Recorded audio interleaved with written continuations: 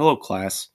In this video, our ultimate goal will be to look at cubics and determine alternate ways to solve them without having to resort to the rational roots theorem, or in other words, the rational zero test.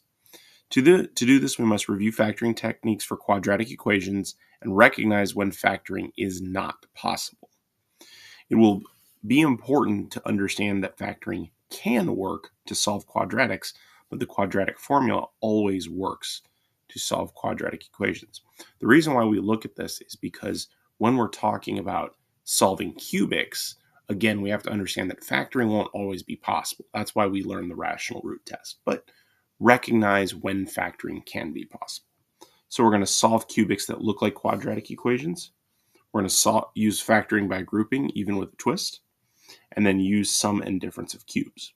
While we do this, we are going to expand our horizons. We will not only be looking for rational solutions, we will be looking for all solutions. So let's start with these quadratics. This one might be easily recognizable as factorable. And our diamond math 3 goes up top, negative 4 goes on the bottom, and our factors end up being negative 3 and 1. And so our factor quadratic is x minus 3, x minus 1. We can do our diamond math with the one below it. However, that is actually a difference of squares. If we remember our difference of squares formula, a minus b times a plus b equals a squared minus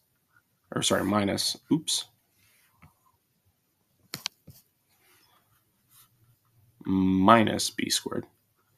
And that's what we have here. We have the square root of 9 would be 3, so our a would be 3x, and then our b would be square root of 4, which is 2. So 3x minus 2, 3x plus 2. Here we got 2x squared plus 7x plus 6. We'll go ahead and do our diamond math again. And we'll multiply the 2 and the 6 to get 12 and 7, and our factors are 4 and 3. So we got 2x squared plus 4x plus 3x plus 6. So out of these two, we get a 2x, and our remaining factors will be x plus 2. And out of this, we get a 3. So that's x plus 2. And so our final solution is x plus 2 times 2x plus 3. Now for this last one, if we were to try diamond math with this, let's go ahead and set it up.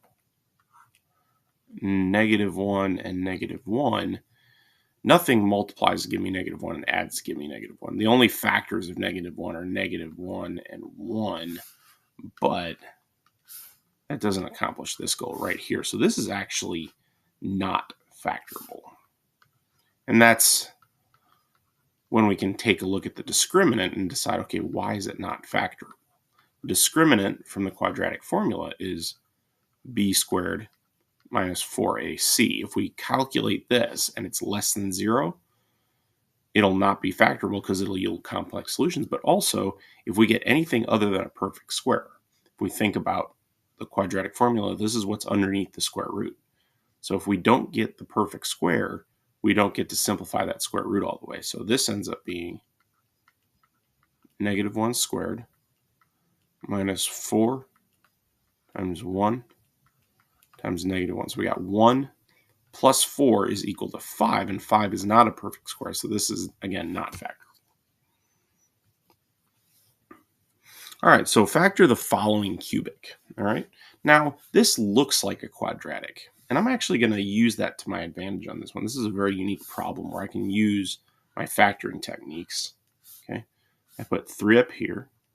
I put -4, and this is where the factoring by grouping approach of quadratics can really be helpful, because we know this is -3 and -1. We got x. Oh, sorry, I'm getting a little ahead of myself. So, all right, let's go back to it. We got x cubed. I'll put minus x right here, and then I will put plus a negative 3x plus 3. And so I'll group them as I usually do. We get an x out of this, and our leftover factor is x squared minus 1. And from here, we get a factor of negative 3.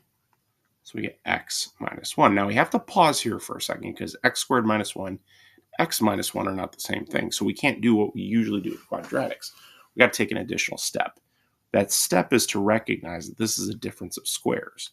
And so we'll factor it as such. We have x minus 1 times x plus 1 minus 3 times x minus 1.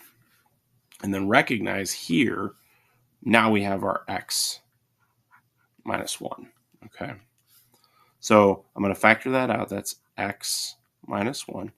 Now, let's think about this carefully. We've removed x minus 1 from this whole thing. So what's left over is just x times x plus 1. And then what's left over from here is just the minus 3. So a little funny looking, but we can always simplify this by distributing. We get x squared plus x minus 3. And that is our final factor. And we're done factoring.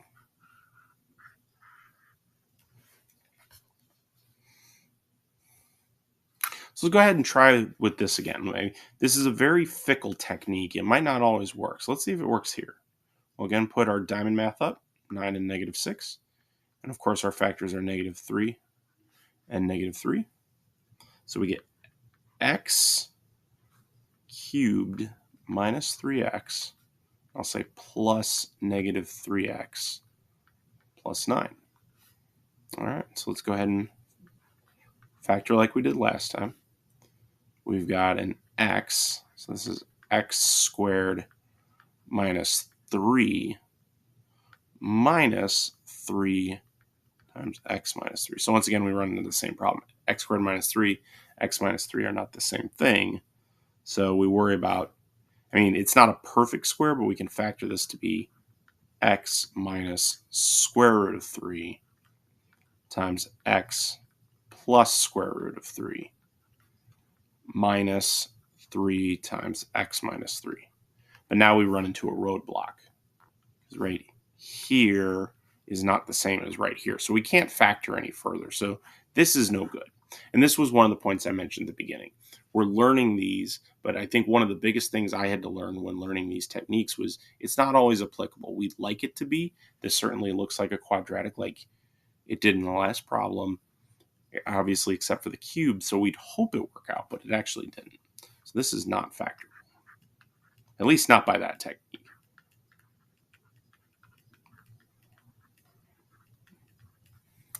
Okay.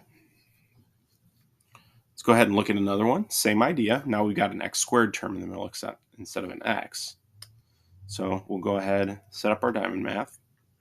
Now we're multiplying the 2 and the 6.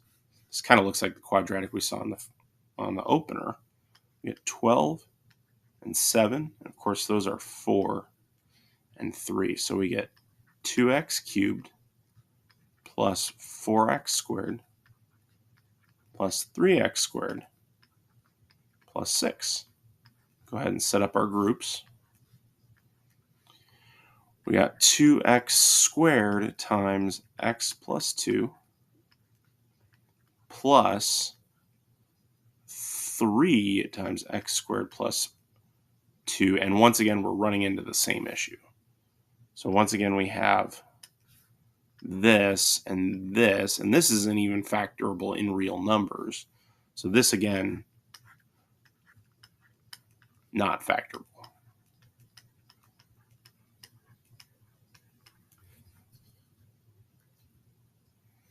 All right, so let's look at factoring difference of cubes. I'm going to give you the sum and difference of cubes formulas at the same time. So we have a cubed minus b cubed equals the quantity a minus b times the quantity a squared plus ab plus b squared. And then our sum of cubes is a cubed plus b cubed equals a plus b times a squared minus AB plus B squared. Okay, great. So this is clearly difference because it's got the minus in the middle. And we just kind of have to ask ourselves what A and B are. And so we can get A by asking ourselves, okay, the variable is clearly X. What's the cube root of 27? Well, the cube root of 27 is 3. And we can get our B by asking ourselves, what's the cube root of 8? The cube root of 8 is 2. So we use our formula A minus B. That'd be 3x minus 2. And then we have A squared. So that would be the quantity 3x squared plus A times B. That'd be 3x times 2. And then plus B squared. That'd be plus 2 squared. So let's simplify this big thing right here. So 3x minus 2. We got 3x quantity squared. That'd be 9x squared. 3x times 2, that's 6x. And then 2 squared is 4. Now, it's important to remember that this is our final answer. This quadratic here will always be unfactorable. It'll always give you, if we were to solve it, it would give us imaginary solutions. That's why we write our final formula like this. If this quadratic was factorable, we would have written a furthered factor form for difference of cubes. But let's notice the differences and similarities here. So when I see a minus for difference, I'm going to see a minus here. When I see a plus, I'm going to see a plus here. But what about the other grouping? When I see a minus here, I see a plus here. And when I see a plus here, I see a minus here. And then I'll always see a plus here. So kind of some patterns to notice that can help you memorize the formula a little bit easier. All right, so let's go ahead and do sum of cubes. We've got A is equal to, well, again, the variable is X. So cube root of 1,331 is actually 11. And then the cube root of 343 is 7. So we set this equal to A plus B, that's 11x plus 7. And then 11x squared minus 11x times 7. I'll put those in parentheses. Plus 7 squared. All right, so we got 11x plus 7. 11x quantity squared, that's 121x squared. 11 times 7 is 77. And then 70 squared, or 7 squared, is 49. And we're done.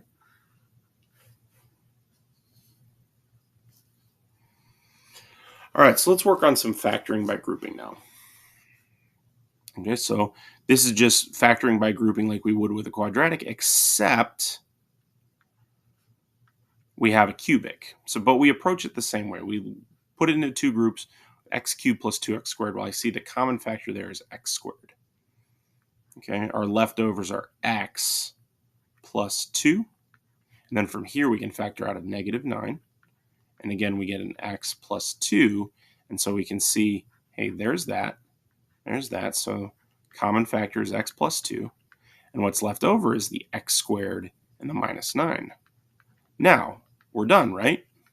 In fact, we are not, because this right here is a difference of squares. So we can factor that to be x minus 3, x plus 3. And then that right there is our final answer. The key when doing this will be to factor completely. All right, so let's try it again. Try a different color. So I got this group. I've got this group. I've got a 3x squared that can come out of there. And I'm left with x minus 3. And then I can get a 6 out there. X minus 3. So again, x minus 3, x minus 3. And then we're left over with 3x squared plus 6. Now, there's not much more I can do. I can recognize there's a 3 that can be factored out of here, so I'll go ahead and do that. X minus 3 times x squared plus 2. But now we have a sum of squares right here. and we can't factor that. So this ends up being our final answer. Goes to show you we won't always be able to factor the resulting quadratic. All right, here's that factoring by grouping with a twist. On first glance, it doesn't appear like it's factorable, but I noticed something. What I have here is I have an x cubed and I have a minus 1. That looks like a difference of cubes. And then I have a 3 and a 3 here. So if I say plus negative 3x squared plus 3x, maybe I have something I can work with here. So just by rearranging it a little bit. So this right here doesn't give us anything to factor outright, but we do have a difference of cubes. So we can set up our a being x and our b equal 1. And so then our factoring of that would be x minus 1. That'd be a minus b.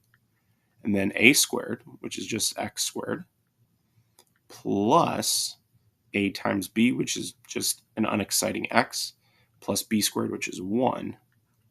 And then we got plus. And then from here, we do see common factors. We got a negative 3x we can factor, and we're just left with x minus 1.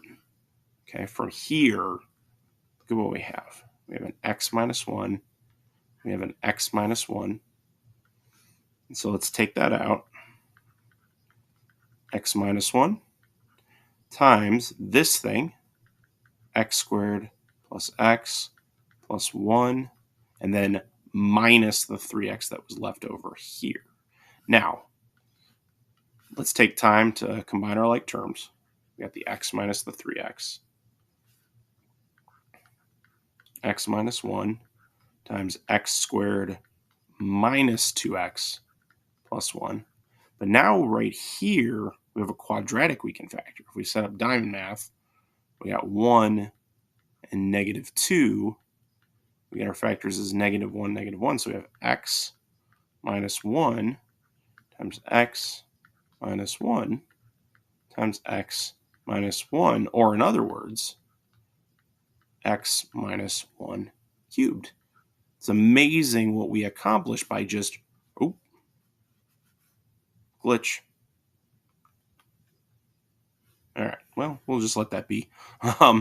It's amazing what we accomplish by just moving terms around. So go ahead, give this one a shot, and thanks for watching.